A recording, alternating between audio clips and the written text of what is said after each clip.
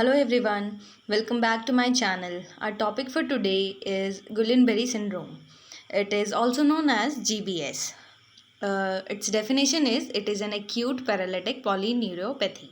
Okay acute का मतलब है क्विक या फिर सडन ऑनसेट एंड पैरालिसिस का मतलब आप सभी जानते हैं। इसमें पैरालिसिस जो है वो सिमेट्रिकल और असेंडिंग ऑर्डर में होता है। असेंडिंग का मतलब है ये फीट से स्टार्ट होकर अपर लिम्स की तरफ आएगा और धीरे धीरे ये फेशियल पैरालिसिस भी कॉज करता है। ओके और ये पॉलीन्यूरोपैथी है, बहुत सारे न्यूरॉन्स को ये अपने साथ सर्कुलेट करते हुए चलेगा और साथ में पेरिफेरल न्यूरोपैथी जो है लेटर ऑल्सो इन्वॉल्व करेगी सेंसरी नर्व्स को। Okay the condition may be triggered by acute bacterial और वायरल इन्फेक्शंस। ठीक है, एक्यूट बैक्टीरिया या फिर वायरल इन्फेक्शंस की वजह से ये ट्रिगर होता है। ठीक है, एक्यूट इसका कॉज अभी तक एग्जैक्टली पता नहीं चल पाया है, बट मोस्ट प्रोबेबली केसेस में ऐसी हिस्ट्री देखने के लिए मिलती है। अभी हम आगे पढ़ेंगे। Okay Barre syndrome is a rare disorder in which your body immune system attacks your own nerves. ठीक है, तो हमारे जो इम्यून रिस्पॉन्स आते हैं किसी भी बैक्टीरिया या वायरस इन्फेक्शंस को बॉडी से आउट करने के लिए, तो वही हमारे इम्यून सिस्टम को भी डैमेज करते चले जाते हैं, जिसको हम मोस्ट कॉमनली जैसे जानते हैं ऑटोइम्यून डिसऑर्डर्स के तौर पर। ठीक है, next is triggering factors. Triggering factors में सबसे ज़्यादा कॉमन है Campylobacter jejuni. It is a bacteria of intestine और या फिर साइटोमेगालोवायरस और एप्स्टेन बार वायरस। ओके कैम्फिलोबैक्टर जो जेजेनाई है वो हमारा जैसे हम जो अनकुक्ड पोल्ट्री मीट्स खाते हैं और जो रॉ मीट्स खाते हैं उसकी वजह से होता है, क्योंकि इंटेस्टाइन में या फिर जो ऐसे पोल्ट्री मीट्स होते हैं उनके एनिमल्स के या फिश के इनके इंटेस्टाइन में बेसिकली जो हमारे हैन होते हैं उनके उसमें ये बैक्टीरिया पाया जाता है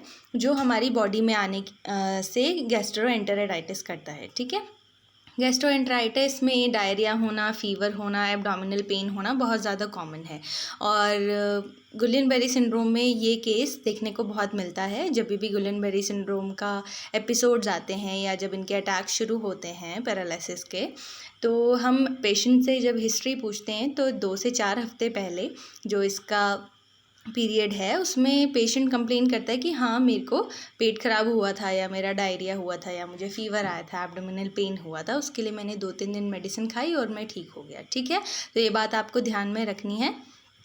दूसरा pathophysiology. It's pathophysiology AKA molecular mimicry. Okay molecular mimicry इसलिए कहते हैं क्योंकि सेम जो एंटीबॉडीज़ डेवलप करती है हमारी बॉडी बी सेल्स के रिस्पॉन्स में, वही एंटीबॉडी जो होती हैं वो सेम रहती हैं हमारे बैक्टीरिया को मारने के लिए भी, और वही सेम एंटीबॉडीज़ हमारे नर्व सेल्स को भी डैमेज करती हैं। अब हम आगे पढ़ते हैं इसके बारे में। Due to infection of virus the B cell produce the antibody against the pathogen. कोई भी वायरस या बैक्टीरिया हमारी बॉडी में आएगा उसके लिए हमारे बी सेल्स ने एंटीबॉडीज़ को प्रोड्यूस किया है। ठीक है, एंटीबॉडीज़ प्रोड्यूस होंगी, वही सेम एंटीबॉडीज़ मैच करेंगी with the nerve cell protein axon protein sheath और start damaging them by mistake, है ना। तो वो क्या करेंगे, हमारे जो नर्व सेल्स हैं उसमें जो प्रोटीन फाइबर्स होते हैं और जो एक्सॉन्स हैं नर्व सेल्स में, आपने सबने न्यूरॉन्स को पढ़ा होगा, सेल मॉर्फोलॉजी पढ़ी होगी न्यूरॉन की, तो एक्सॉन के प्रोटीन्स को वो डैमेज करते हैं और साथ ही में जब वो उनको डैमेज करना स्टार्ट करते हैं तो उनको नहीं पता चल पाता है बॉडी के एंटीबॉडीज़ को कि ये ओन हमारी बॉडी के हेल्दी सेल्स हैं जिनको वो डैमेज कर रहे हैं, रादर देन कि वो बैक्टीरिया या वायरस जो भी इसके ट्रिगरिंग फैक्टर्स हैं जैसे एप्सन बार वायरस और साइटोमेगालोवायरस। ठीक है, उनको नहीं पता चल पाता है, तो ये डैमेज होते चले जाते हैं। लेटर मोर एंटीबॉडीज़ बनती रहती हैं ताकि वो कैम्फिलोबैक्टर जेजेनाई साइटोमेगालोवायरस को डैमेज कर सकें, पर ऐसा नहीं होता है, जिसके कारण इतनी ज़्यादा एंटीबॉडीज़ बढ़ जाती हैं और नर्व सेल्स को डैमेज करना शुरू कर देती हैं। ठीक है, तो ये इसकी छोटी सी पैथोफिजियोलॉजी थी। मॉलिक्यूलर मिमिक्री इसलिए कहते हैं, देखिए एंटीबॉडी सेम इसी स्ट्रक्चर में बनती है, बी सेल्स बनाता है और वो कैम्फिलोबैक्टर जो बैक्टीरिया है उस पर इफेक्ट करती हैं और वही सेम एंटीबॉडीज़ जो हैं वो हमारे नर्व सेल्स के न्यूरॉन्स को और एक्सॉन्स की जो लेयर है उसको भी डैमेज करती है। ठीक है, साइन एंड सिम्टम्स में पेशेंट को नीडल जैसी सेंसेशन फील होगी स्टार्टिंग में, जैसे 2 to 4 वीक्स लग जाते हैं ये सिम्टम्स आने में। तो 4 वीक्स लग जाएंगे तो सबसे पहले पेशेंट कंप्लेन करेगा कि मेरे हाथ पैरों में टिंगलिंग सेंसेशन हो रहा है, सुइयाँ जैसी चुभने जैसी कंप्लेन वो करेगा, ठीक है, एंकल्स या फिर रिस्ट में। वीकनेस बताएगा लिम्स में, वो धीरे धीरे अपर बॉडी की तरफ एस्पायरेट होती रहेगी, जैसे मैंने अभी बताया कि असेंडिंग इसमें पैरालिसिस होता है, ठीक है। Unsteady walking and inability to walk और क्लाइम स्टेयर्स, ओके, ऑब्वियसली ये होगा।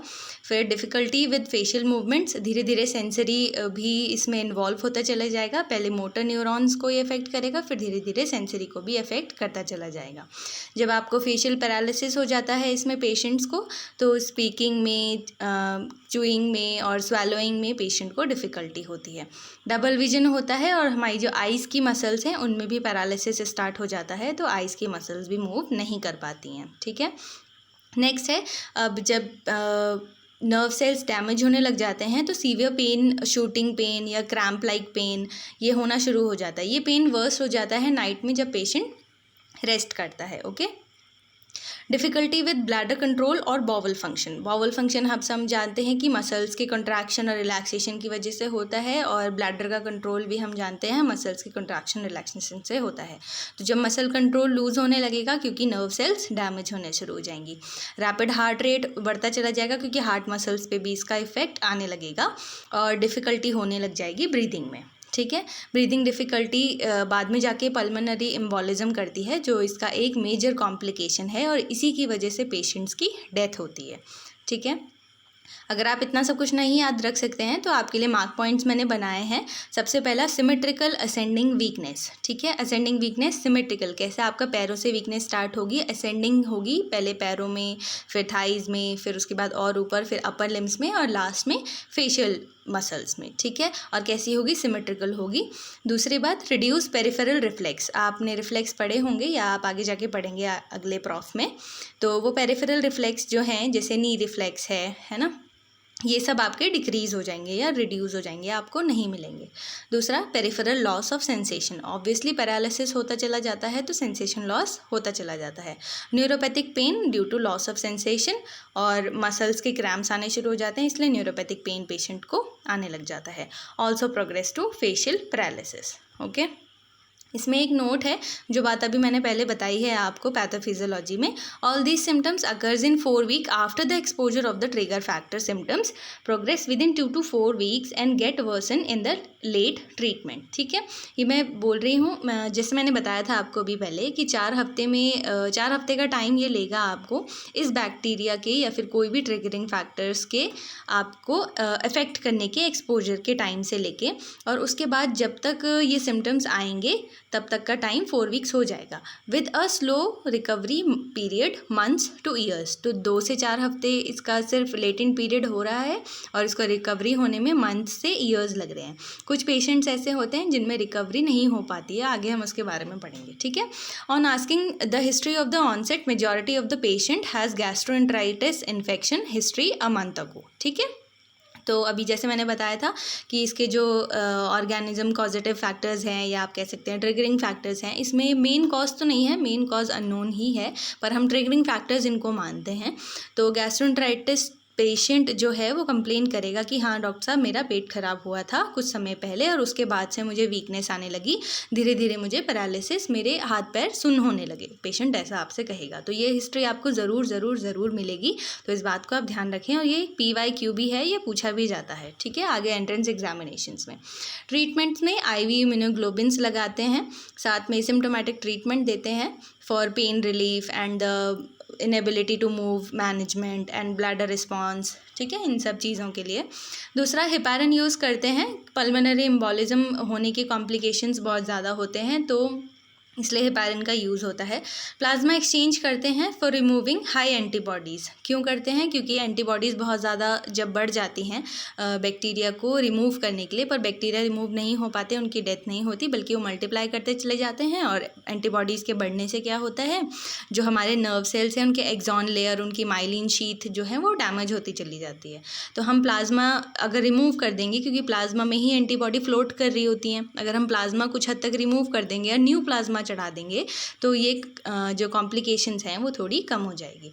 There is no cure for Guillain Barre syndrome but several treatments can ease symptoms and reduce the duration of the illness. ठीक है, complication में जैसे मैंने बताया था ब्रीदिंग डिफ़िकल्टीज़ आती हैं क्योंकि रेस्पिरेटरी की जो मसल्स हैं, जो सांस लेने वाली हमारी मसल्स है, जो इंस्पिरेशन कर रही हैं, एक्सपायर कर रही हैं हमारे एयर को, वो भी पैरालिसिस होती चली जाती हैं। ठीक है, कार्डियक अरिथमा, कार्डियक हमें पता है हमारा हार्ट जो है वो पूरा मसल से बना है, तो उसमें भी मसल पैरालिसिस होनी शुरू हो जाती है। कोई मसल ज़्यादा इफ़ेक्ट होती है, कोई मसल्स कम इफ़ेक्ट होती हैं, तो उसमें अरिथमिया हो जाता है। ठीक है, अगर आपको नहीं पता है अरिथमिया क्या होता है तो आप गूगल करके देख सकते हैं। बाउल और ब्लैडर फंक्शंस में प्रॉब्लम आती है, उनमें पैरालिसिस होता चला जाता है ना, जैसे अभी मैंने बताया। ठीक है, डिफ़िकल्टी ब्रीदिंग, ब्लर्ड विजन या डबल विजन, है ना, क्योंकि हमारे जो आइज़ की मसल्स हैं वो भी पैरालिसिस की तरफ बढ़ती चली जाती हैं। Difficulty speaking obviously facial paralysis की वजह से, एंड प्रॉब्लम विद स्वॉलोइंग और च्यूइंग। ठीक है, डायग्नोसिस इसमें हम सिर्फ बनाते हैं on the basis of the clinical features and the history of the patient with, हम पूछते हैं कि पहले क्या हुआ है, कैसे ऑनसेट हुआ है। जैसे हमारा जब भी हम हिस्ट्री लेते हैं तो हम हमेशा पूछते हैं ना कब से ऑनसेट हुआ है, कितना इसका एक्यूट था या क्रॉनिक था, ये सब से ही हम डायग्नोस्टिक बनाते हैं। डायग्नोसिस के लिए आप सिर्फ लंबा पंचर करा सकते हैं। इसमें प्रोटीन की वैल्यू आप देख सकते हैं, अगर बहुत ज़्यादा प्रोटीन वैल्यू हाई है तो आप इसको एक अच्छा साइन नहीं मानेंगे गुइलेन-बेरी सिंड्रोम के लिए। दूसरा, आप इसमें प्रोग्नोसिस में क्या है, 80% जो केसेस हैं वो फुली रिकवर हो जाते हैं अगर सही समय पर ट्रीटमेंट मिल जाता है, अगर डायग्नोसिस आपने सही बना लिया है। ठीक है, ये जनरल केसेस जो हैं आपके ओपीडी में भी आपको मिल सकते हैं। गैस्ट्रोएंटेराइटिस, जब भी आपके पास कोई ऐसा पेशेंट आए तो आप उससे हमेशा पूछें कि ये किस कारण से आपको हुआ है। ठीक है, कि आपने क्या खाया था। कुछ पेशेंट्स बोलते हैं कि मैंने हाँ जी मीट खाया था, हाँ जी मैंने ये खाया था। तो आप हमेशा इसको रखें और हमेशा ध्यान में रखें कि आगे भी ऐसा केसेस हो सकता है। अगर सेम पेशेंट आपके पास आता है कि डॉक्टर साहब मुझे वीकनेस हो रही है, ऐसा हो रहा है, तो आप उसे प्लीज़ रेफ़र करें। ठीक है, फिर 15% न्यूरोलॉजिकल डिसेबिलिटी वाले पेशेंट्स हो जाते हैं जो लाइफ टाइम कभी भी अपना ब्लैडर कंट्रोल नहीं कर सकते हैं, अपना फीसेस कंट्रोल नहीं कर सकते हैं, या स्वेलो नहीं कर सकते हैं, खुद मूव नहीं कर सकते हैं, है ना, स्टेयर्स नहीं चढ़ सकते हैं। उनको हमेशा लाइफ टाइम इस चीज़ की ज़रूरत पड़ेगी। ठीक है, न्यूरोलॉजिकल डिसेबिलिटीज़, क्योंकि नर्व सेल्स अगर एक हद तक डैमेज हो जाते हैं तो आप सब जानते हैं कि नर्व सेल्स वापस से रीजनरेट नहीं होते हैं। ठीक है, 5% इसका मोर्टालिटी रेट है, जो कि काफ़ी कम है। 80% फुल्ली रिकवरी है, बट फिर भी ये जो डिज़ीज़ है काफ़ी डेंजरस है। ठीक है, thank you for watching, stay tuned.